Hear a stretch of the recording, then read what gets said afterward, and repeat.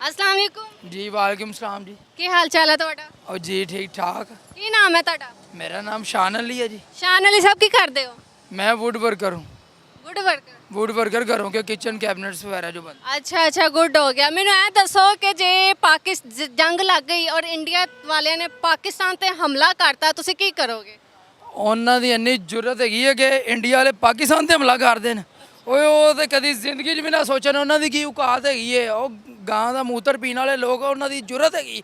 ਮੋਦੀ ਨੂੰ ਇਹੀ ਕਹਿੰਦੇ ਆ ਕਿ ਅਗਰ ਆਪਣੇ ਪਿਓ ਦਾ ਹੈਗਾ ਨਾ ਤੇ ਆ ਹਮਲਾ ਕਰ ਰਹੀ ਤੈਨੂੰ ਦਸੀਏ ਸਾਡੀ ਪਾਕ ਫੌਜ ਜ਼ਿੰਦਾਬਾਦ ਹੈ।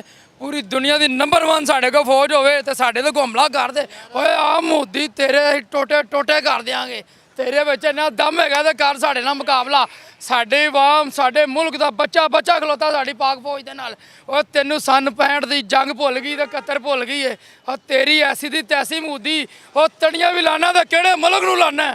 ਉਹ ਤੜੀਆਂ ਵੀ ਤੇ ਲਾਣਾ ਕਿਹੜੀ ਆਵਾਮ ਨੂੰ ਲਾਣਾ। ਤੈਨੂੰ ਪਤਾ ਹੀ ਨਹੀਂ ਇੱਥੋਂ ਦਾ ਬੱਚਾ ਬੱਚਾ ਸਿਪਾਹੀ ਏ। ਤੇਰੇ 'ਚ ਦਮ ਹੈਗਾ ਤੇ ਆ ਕਰ ਮੁਕਾਬਲਾ। ਅਸੀਂ ਖਲੋਤੇ ਆ ਬਾਰਡਰਾਂ ਦੇ ਸਾਡੇ ਜਵਾਨ ਖਲੋਤੇ ਨੇ।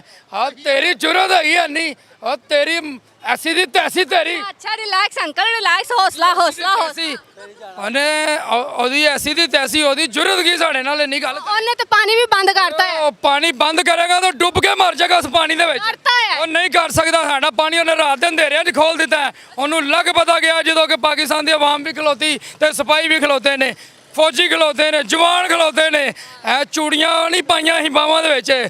ਮੋਦੀ ਦੀ ਜਿੰਨੀ ਆਵਾਮ ਹੈ ਤੇ ਜਿੰਨੀ ਫੌਜ ਹੈ ਉਹ ਚੂੜੀਆਂ ਪਾਉਂਦੇ ਨੇ। ਉਹ ਇਹਨਾਂ ਨੂੰ ਆਬਿਕ ਨੰਦਨ ਭੁੱਲ ਗਿਆ। ਆਬਿਕ ਨੰਦਨ ਨੂੰ ਇਥੋਂ ਨੰਗਾ ਕਰਕੇ ਘੱਲਿਆ ਦੀ ਵਰਦੀ ਅੱਜ ਵੀ ਸਾਡੇ ਕੋਲ ਟੰਗੀ ਹੋਈ। ਸਾਡੇ ਕੋਲ ਚਾਹ ਦੀਆਂ ਸੁਸਕੀਆਂ ਲੈ ਕੇ ਗਿਆ। ਉਹਨੂੰ ਲੱਗ ਪਤਾ ਗਿਆ ਪਾਕਿਸਤਾਨੀਆਂ ਦੀ ਚਾਹ ਦਾ ਟੇਸਟ ਕੀ ਹੈ। ਉਹਨਾਂ ਦੇ ਜਿੰਨੇ ਫੌਜੀ ਬਹਾਦਰ ਜਵਾਨ ਹੈਗੇ ਨੇ ਇੱਧਰ ਆਣ ਅਗਰ ਕੋਈ ਜਵਾਨ ਹੈਗਾ ਇੱਥੇ ਆ ਕੇ ਉਹਨਾਂ ਨੂੰ ਐਸੀ ਚਾਹ ਪਿਆ ਕੇ ਘੱਲਾਂਗੇ ਉਹ ਜ਼ਿੰਦਗੀ ਭਰ ਲਈ ਦੁਬਾਰਾ ਯਾਦ ਰੱਖਣਗੇ। ਇਹਨਾਂ ਨੂੰ ਭੁੱਲਣਾ ਨਹੀਂ ਚਾਹੀਦਾ ਸਾਡਾ ਕੋਈ ਵੀ ਮਾਮਲਾ।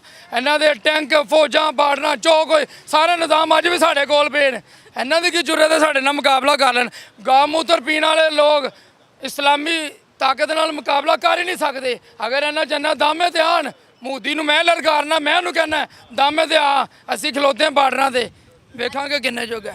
ਅੱਛਾ ਮੈਨੂੰ ਇਹ ਦੱਸੋ ਤੁਸੀਂ ਕਹਿ ਰਹੇ ਕਿ ਉਹਨਾਂ ਨੇ ਪਾਣੀ ਖੋਲਤਾ ਹੋਇਆ ਹੈ ਹਾਂਜੀ ਅੱਛਾ ਜ਼ਬਰਦਸਤ ਹੋ ਗਿਆ ਹੈਗਾ ਤੇ ਤੁਹਾਨੂੰ ਕਿਵੇਂ ਪਤਾ ਮੈਨੂੰ ਤਾਂ ਸੁਣਿਆ ਹੈਗਾ ਕਿ ਹਲੇ ਵੀ ਖੋਲਤਾ ਹੋਇਆ ਹੈ ਪਾਣੀ ਪਾਣੀ ਖੋਲ ਦਿੱਤਾ। ਦੇਖੋ ਜੀ ਤੁਸੀਂ ਐਂਕਰ ਜੇ ਤੁਹਾਨੂੰ ਨਹੀਂ ਪਤਾ ਸਾਨੂੰ ਪਤਾ ਹੈ। ਅਸੀਂ ਖਲੋਤੇ ਪੂਰੀ ਤਿਆਰੀ ਕਰਕੇ ਖਲੋਤੇ ਹਾਂ ਤਾਂ ਸਾਨੂੰ ਪਤਾ ਹੈ ਨਾ ਪਾਣੀ ਖੋਲਦਾ ਅਸੀਂ ਤਾਂ ਉਹਨੂੰ ਬੋਲਤੇ ਦੇ ਕੇ ਮਾਰ ਦੇਣਾ ਸੀ।